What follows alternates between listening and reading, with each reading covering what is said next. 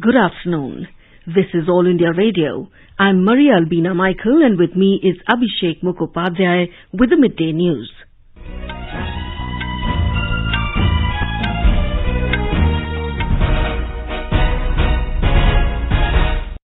The headlines. Finance Minister Nirmala Sitharaman says country's inflation rate stands at 6.2% despite COVID-19 pandemic. Changing India-US relationship is a very defining development in this century, says External Affairs Minister S. Jaishankar on the sidelines of the Quad Foreign Ministers meeting in Australia. Prime Minister Narendra Modi to address One Ocean Summit in France today through a video message.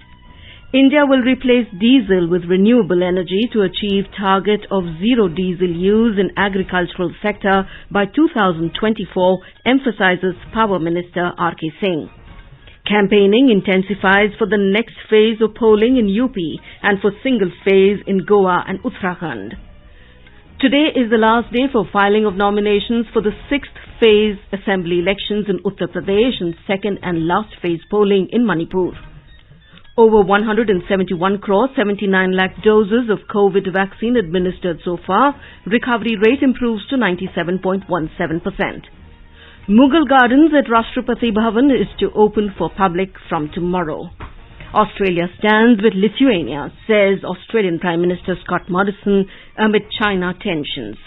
US President Joe Biden calls upon American citizens remaining in Ukraine to leave the country immediately.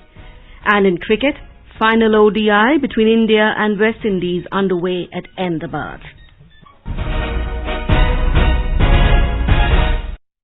With the new Omicron variant of coronavirus causing concern, we appeal to our listeners to be vigilant and to get fully vaccinated and help others, including children between 15 and 18 years, to get vaccinated. Please continue to follow these 3 simple steps to stay safe. Wear a face mask, maintain 2 gaz ki duri for social distancing, focus on hand and face hygiene. For any COVID-related information and guidance, contact national helpline numbers 011-239-78046 and 1075. And now the news in detail. Finance Minister Nirmala Sitharaman has asserted that the government's inflation management is robust and inflation rate stands at 6.2% despite the challenges posed by the unprecedented COVID-19 pandemic. She countered opposition's allegations over the inflation while replying to discussion on the Union Budget 2022-23 in the Rajya Sabha today. The minister said Union Budget 2022-23 talks about the stability and creating modern infrastructure in the upcoming 25 years. The budget actually speaks of stability. It continues some of the policies of last year, and that policy will guide us towards next 25 years. We will see modern infrastructure. The coming 25 years are going to be important. No wonder we are calling it as Amrit Kaal. Ms. Sitharaman said the budget will bring continuity and stability in the economy. She stressed that stability will ensure growth of the economy.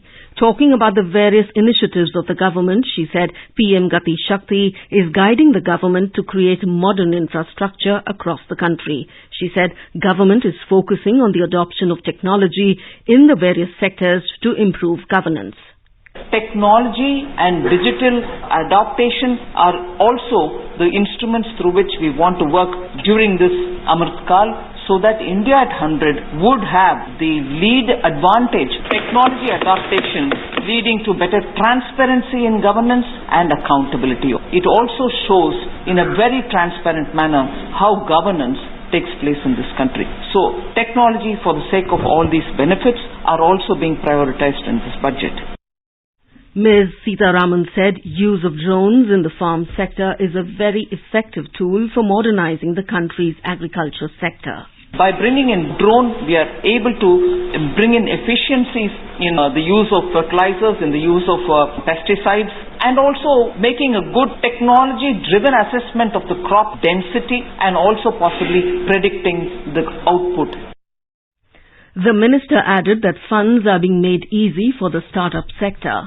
Highlighting the multiplier effects of capital expenditure, Nirmala Sitharaman said budgetary provision of 7.5 lakh crore rupees has been made for building infrastructure in the country. On the issue of unemployment in the country, she said capital expenditure will create jobs in the country. Clarifying the 60 lakh jobs figure mentioned in the budget speech, she said job creation is not limited to this number as it is related to production-linked incentive schemes initiated for the 14 sectors.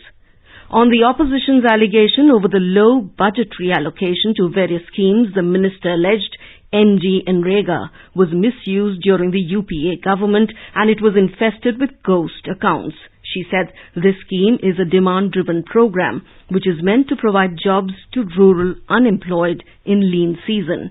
Ms. Sitharaman said 73,000 crore rupees has been provided and allocation will be subsequently enhanced as the demand rises. Countering the opposition allegation that the economy is running on a treadmill, the finance minister said the size of the GDP was 1.1 lakh crore rupees 7 years ago and now it is 2.32 lakh crore rupees.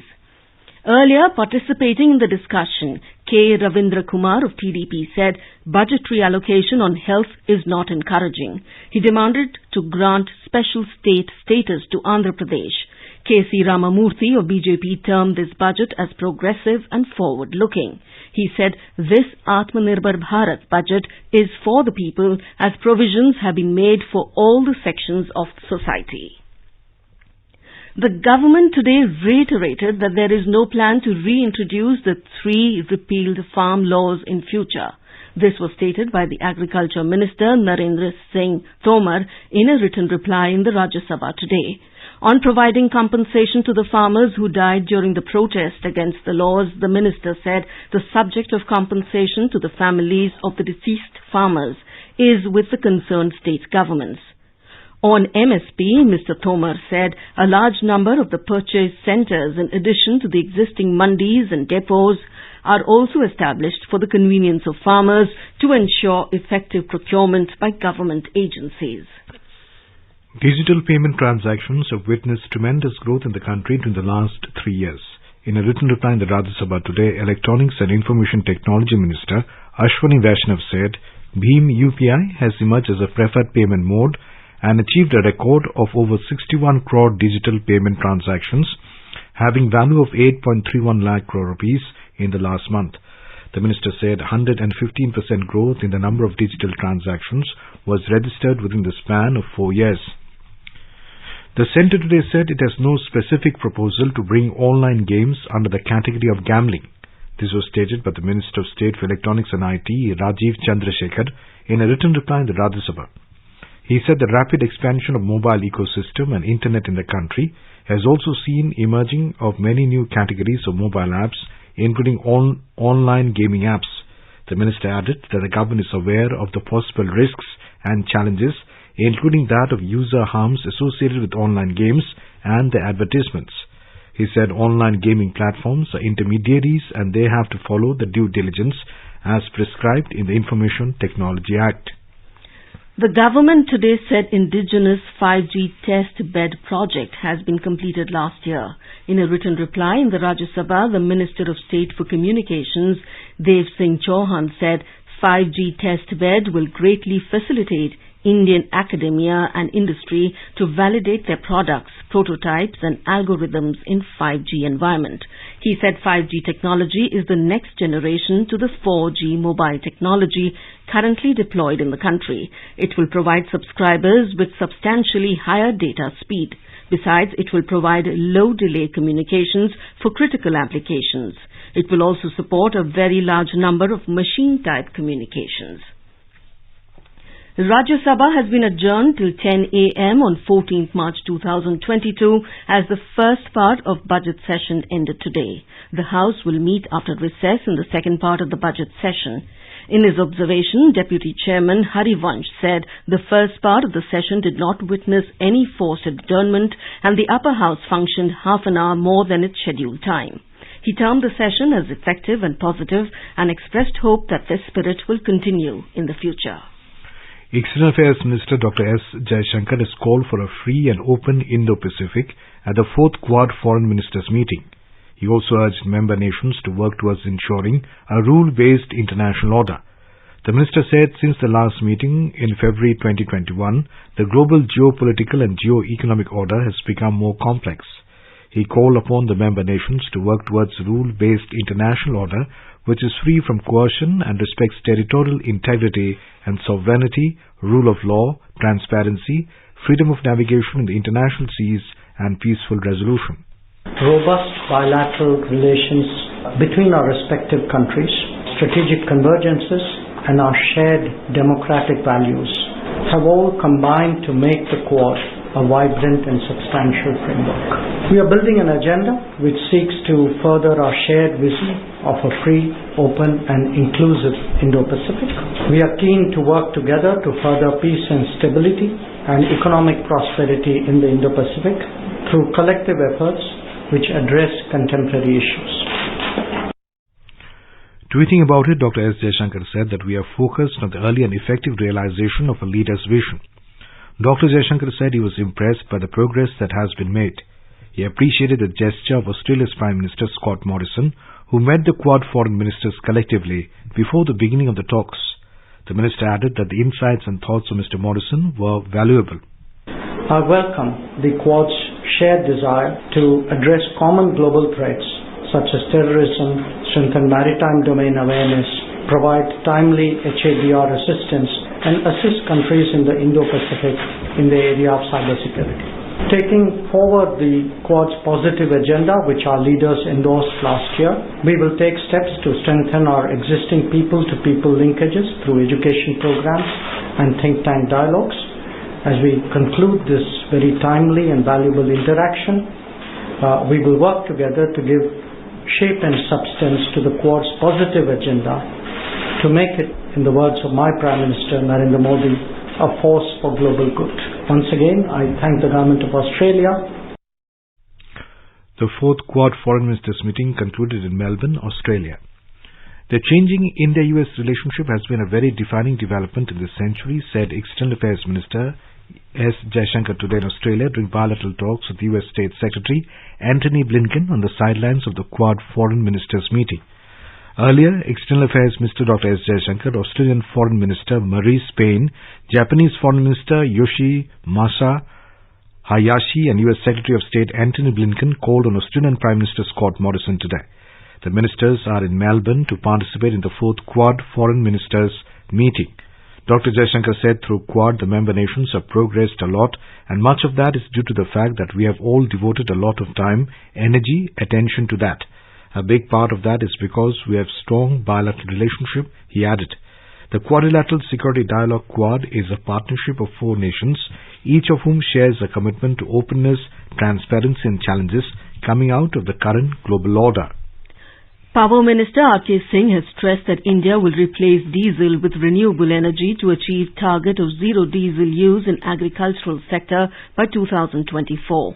Mr. Singh today chaired a virtual meeting with states and union territories to discuss energy transition goals of the country. The objective of this meeting was to ensure the states' participation in fulfilling the India's climate commitments, and each state and UT can be assigned energy-saving targets. Over 171 crore 79 lakh vaccine doses have been administered so far under nationwide vaccination drive. Health Ministry said over 48 lakh 18,000 doses were administered yesterday. The recovery rate currently is at 97.17%. Over 1 lakh 50,000 recoveries were reported in the last 24 hours. India's active caseload currently stands at 6 lakh 97,802. 657 deaths were reported in the last 24 hours. In Kerala, the third wave of COVID-19 shows a downward trend with the daily caseload dropping considerably. Single-day cases have dipped as fast as these scaled the highest peak of 55,475 on the 25th of last month. The state yesterday recorded 43,286 recoveries, while fresh cases dipped to 18,420. Test positivity rate also dropped to 22.3%. The state's active cases now stand at 2,32,980. An official release said hospitalization and ICU occupancy have also receded recently. You are listening to the Midday News on All India Radio. A reminder of the headlines before we move on. Finance Minister Nirmala Sitharaman says country's inflation rate stands at 6.2% despite COVID-19 pandemic. Changing India-US relationship is a very defining development in this century, says External Affairs Minister S. Jaishankar on the sidelines of the Quad Foreign Ministers meeting in Australia. Prime Minister Narendra Modi to address One Ocean Summit in France today through a video message. India will replace diesel with renewable energy to achieve target of zero diesel use in agriculture sector by 2024, emphasizes Power Minister R.K. Singh. Campaigning intensifies for the next phase of polling in UP and for single phase in Goa and Uttarakhand. Today is the last day for filing of nominations for the 6th phase assembly elections in Uttar Pradesh and second and last phase polling in Manipur. Over 171 crore 79 lakh doses of COVID vaccine administered so far. Recovery rate improves to 97.17%. Mughal Gardens at Rashtrapati Bhavan is to open for the public from tomorrow. Australia stands with Lithuania, says Australian Prime Minister Scott Morrison amid China tensions. US President Joe Biden calls upon American citizens remaining in Ukraine to leave the country immediately. And in cricket, final ODI between India and West Indies underway at Ahmedabad. For quick news updates around the clock, follow us on our Twitter handle at @AIR News Alerts. चलो मिलकर एक शुरुआत करें, चलो एक फैसला आज करें, मास्क नहीं तो टोकेंगे, कोरोना को रोकेंगे, चलो एक इरादा करते हैं, चलो खुद से वादा करते हैं, मास्क नहीं तो टोकेंगे, कोरोना को रोकेंगे. Prime Minister Narendra Modi will address the high-level segment of One Ocean Summit at around 2:30 p.m. today through a video message.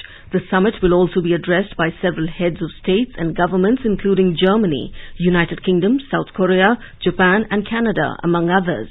One Ocean Summit is being organized by France from 9th to 11th February in Behest in cooperation with the United Nations and the World Bank. The objective of the summit is to mobilize the international community to take tangible action towards preserving and supporting healthy and sustainable ocean ecosystems. A high-pitched electoral campaign is reaching peak on the penultimate day of electioneering for the second phase assembly elections in Uttar Pradesh, along with the single-phase polls in Goa and Uttarakhand today. After completion of the first phase polling in Uttar Pradesh, all political parties have shifted their focus to the next phases of elections. Political parties have intensified their poll campaign for the UP third phase and single phase polling in Punjab. Star campaigners and prominent leaders of various political parties engaged in public rallies after finalization of the candidates for the 4 phases in Uttar Pradesh.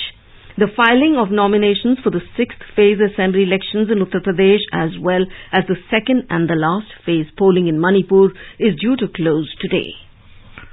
Prime Minister Narendra Modi has said that BJP would break all earlier records of winning and will come to power in Uttarakhand.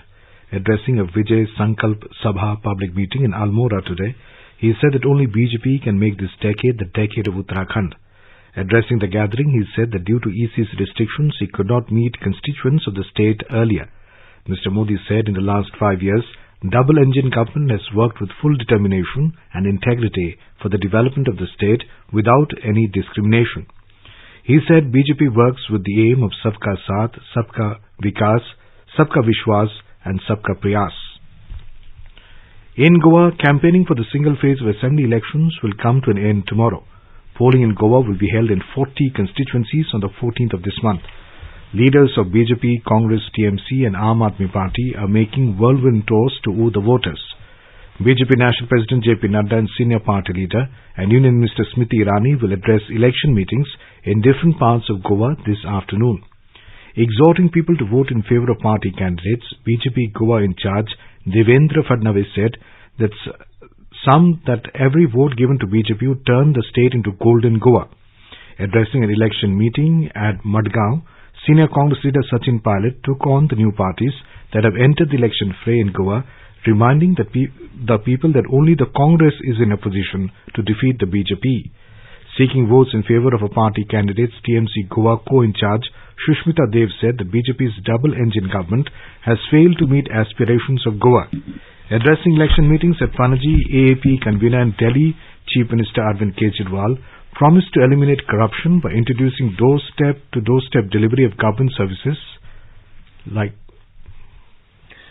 And now let's listen to our special program, Azadi Ka Safar, highlighting the importance of the day during the freedom struggle. Azadi Ka Amrit Mahotsav.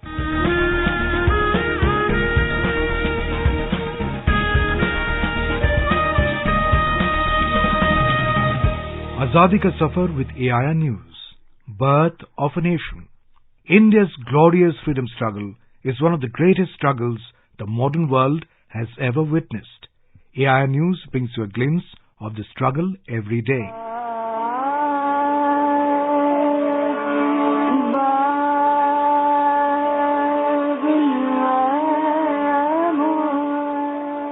It was on 11 February 1856 that the Kingdom of Awadh was annexed by the British. By 1856, except Awadh, all major kingdoms of India were annexed by the British East India Company. The British wanted to annex the Kingdom of Awadh but couldn't find a reason to attack. In the words of Governor General Dalhousie, Awadh is a cherry that will drop into our mouth one day.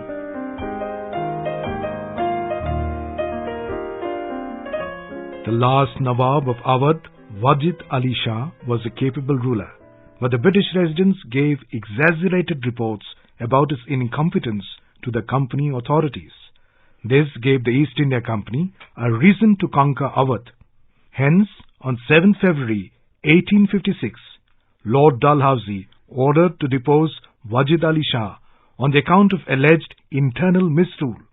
जब छोड़ चले लखनऊ नगरी कहे हाल के हम पर क्या गुजरी जब छोड़ चले लखनऊ नगरी.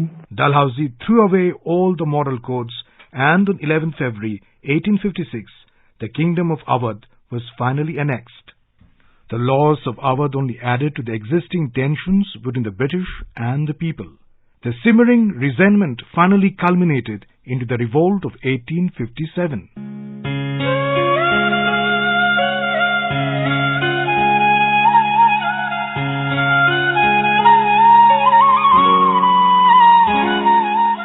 On 11 February, Mahatma Gandhi's famous newspaper Harijan was launched in 1933.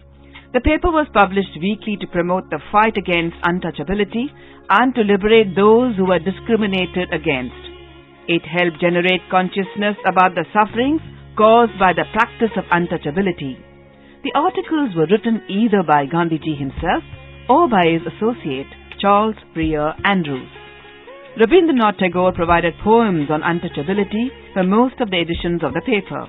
The paper was also published in Hindi and Gujarati, and it continued to be printed until 1948.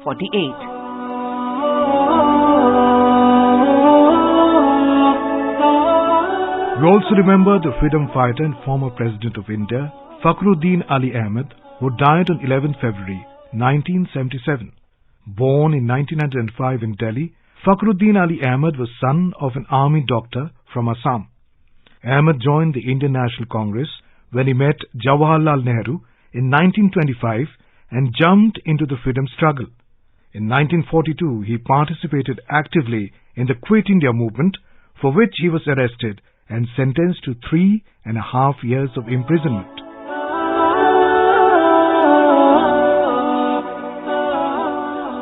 After independence, Fakhruddin was elected to the Rajya Sabha in 1952 and thereafter became Advocate General of the Government of Assam. He was also elected to the Assam Legislative Assembly for 2 terms. He was twice elected to Lok Sabha, first in 1967 and again in 1971. As a cabinet minister, He held diverse portfolios relating to food and agriculture, cooperation, education, industrial development and company laws. Fakhruddin Ali Ahmed served as the 5th President of India from 1974 till his death on 11 February 1977 when he collapsed in his office. AI News pays tribute to the nationalist.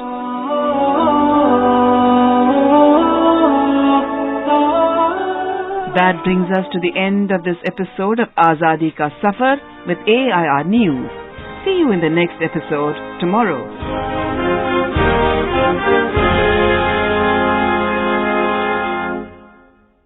स्वाधीनता आंदोलन के दौरान भारतीय जनमानस को उत्प्रेरित कर स्वतंत्रता का अलख जगाने और मातृभूमि के प्रति सेवा, समर्पण और त्याग की ज्वाला प्रज्वलित कर देने वाले अमर गीतों पर आधारित विशेष कार्यक्रम आजादी के तराने सुनना न भूलें। FM गोल्ड 100.1 मेगाहर्ट्ज पर प्रत्येक शुक्रवार शाम 4:45 पर परिक्रमा कार्यक्रम के अंतर्गत आजादी के तराने सिर्फ आकाशवाणी पर। Best wishes to all consumers for Azadi Ka Amrit Mahotsav. Hallmark ensures purity of gold. Always purchase hallmarked gold jewelry. For any consumer-related complaints, please contact National Consumer Helpline's toll-free number 14404. Issued in public interest by Department of Consumer Affairs, Government of India, Jago Grahak Jago. U.S. President Joe Biden has called upon all American citizens remaining in Ukraine to leave the country immediately following increased threats of Russian military action. Mr. Biden added that the U.S. would not send troops to rescue Americans if Moscow invades Ukraine. Russia has repeatedly denied any plans to invade Ukraine despite massing more than 100,000 troops at the border. Australia stands with Lithuania, said Australian Prime Minister Scott Morrison amid China tensions, and also said that the country is seeking to work with as many like-minded nations. He further said that like-mindedness meant an open, independent, Indo-Pacific like-mindedness about free trade and the opportunity to have human rights observed in the region and to address the global challenges of COVID and climate. The 7th round of India-EU consultations on disarmament and non-proliferation matters was held in a virtual format yesterday. The two sides discussed developments in disarmament and non-proliferation relating to nuclear, chemical and biological domains, outer space issues, conventional weapons and strategic export controls. The consultations are part of dialogue mechanisms under the roadmap to 2025 for further strengthening India-EU strategic partnership. The Mughal Gardens at Rashtrapati Bhavan will be open for the public from tomorrow. The gardens will remain open till 16th March and people can visit between 10 a.m. to 5 p.m. except on Mondays. President Ramnath Kovind opened the annual Udayan Utsav of Rashtrapati Bhavan yesterday. In cricket, India were 42 for 3 in 10 overs in the third and final match of the ODI series against West Indies at the Narendra Modi Stadium in Ahmedabad when reports last came in. And now let us take a look at the weather forecast for today. The national capital will have mainly clear sky. The temperature will vary between 9 and 22 degrees Celsius. Mumbai will have mainly clear sky. The minimum temperature was 19 degrees Celsius, while the maximum is expected to be around 31 degrees. Chennai is likely to have partly cloudy sky. The temperature will vary between 22 and 32 degrees Celsius. Kolkata will have generally cloudy sky. The city observed a minimum temperature of 16 degrees Celsius and a maximum of around 24 degrees. And now, before we end the bulletin, the headlines once again. Finance Minister Nirmala Sitharaman says country's inflation rate stands at 6.2% despite COVID-19 pandemic. Changing India-US relationship is a very defining development in this century, says External Affairs Minister S. Jaishankar on the sidelines of Quad Foreign Ministers meeting in Australia. Prime Minister Narendra Modi to address One Ocean Summit in France today through a video message. India will replace diesel with renewable energy to achieve target of zero diesel use in agricultural sector by 2024, emphasizes Power Minister R.K. Singh. Campaigning intensifies for the next phase of polling in UP and for single phase in Goa and Uttarakhand. Today is the last day for filing of nominations for the 6th phase assembly elections in Uttar Pradesh and second and last phase polling in Manipur. Over 171 crore 79 lakh doses of COVID vaccine administered so far. Recovery rate improves to 97.17%. Mughal Gardens at Rashtrapati Bhavan is to open for public from tomorrow. And in cricket, final ODI between India and West Indies, the hosts were 42 for 3 in 11 over at Narendra Modi Stadium in Ahmedabad. And with that, we end the midday news.